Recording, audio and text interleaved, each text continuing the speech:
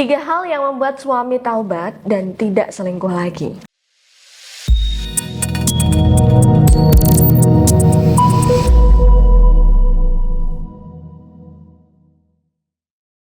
Assalamualaikum warahmatullahi wabarakatuh. Para bunda yang semoga dirahmati Allah. Sebagai seorang istri, pasti bunda merasa capek banget ya menghadapi suami yang selingkuh. Apalagi kalau selingkuhnya ini dengan satu wanita aja. Biasanya bun, suami yang seperti ini akan lebih sulit buat disadarkan. Kenapa?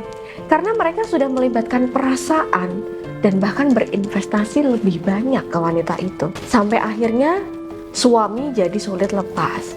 Nah, di video kali ini, kalau bunda simak sampai selesai, saya akan berbagi sedikit pencerahan tentang cara supaya suami segera sadar dan berhenti selingkuh.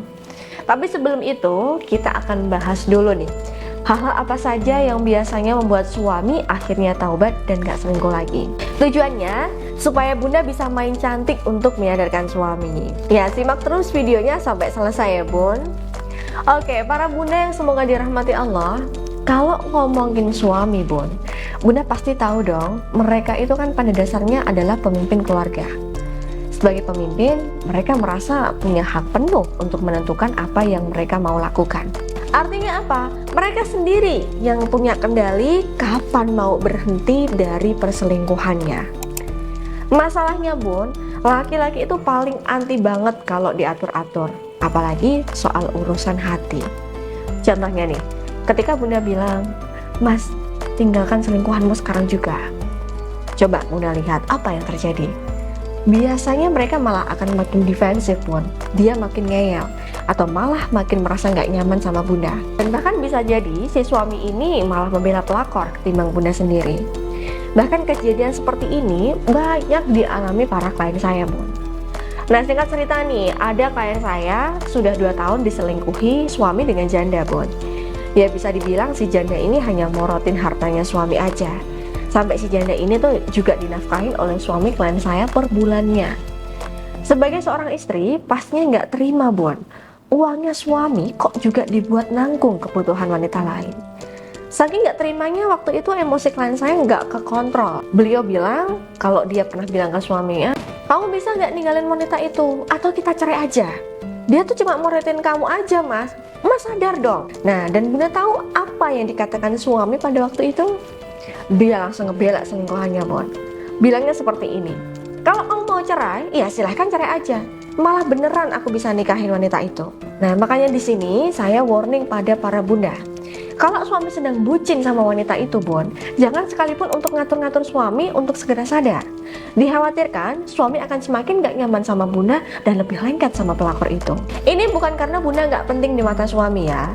Sebenarnya dalam lubuk hati suami yang paling dalam, suami masih sayang kok bun sama bunda. Tapi memang caranya suami di sini salah.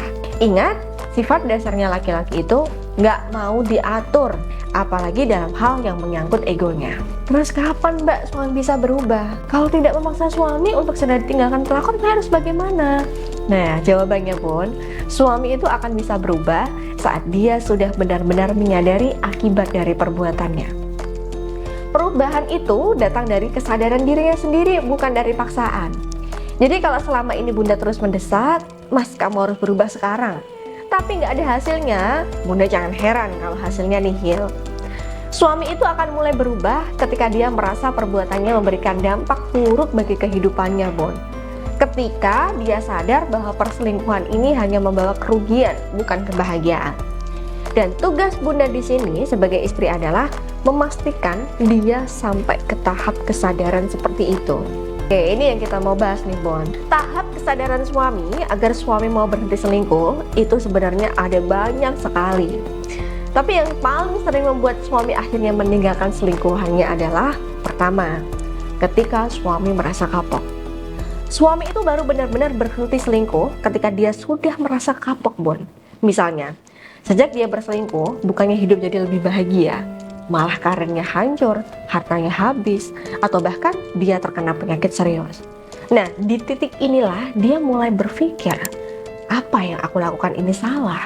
Nah, sedikit rasa bersalah ini pelan-pelan bikin dia sadar, dan akhirnya suami kembali pada bunda. Yang kedua Bun, Suami akan sadar ketika suami dikecewakan oleh selingkuhannya balik.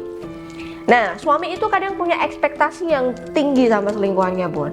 Tapi kalau dia mulai dikecewakan, misalnya selingkuhannya ini cuma manfaatin uangnya atau malah balik berselingkuh lagi dengan laki-laki lain, nah di sini suami baru merasa bahwa bundalah sebenarnya jauh lebih tulus dan berharga untuk mendampingi suami. Di titik ini, suami biasanya mulai menyesal dan kembali pada bunda. Dan yang terakhir nih, Bun, yang paling penting banget, yaitu kesadaran diri.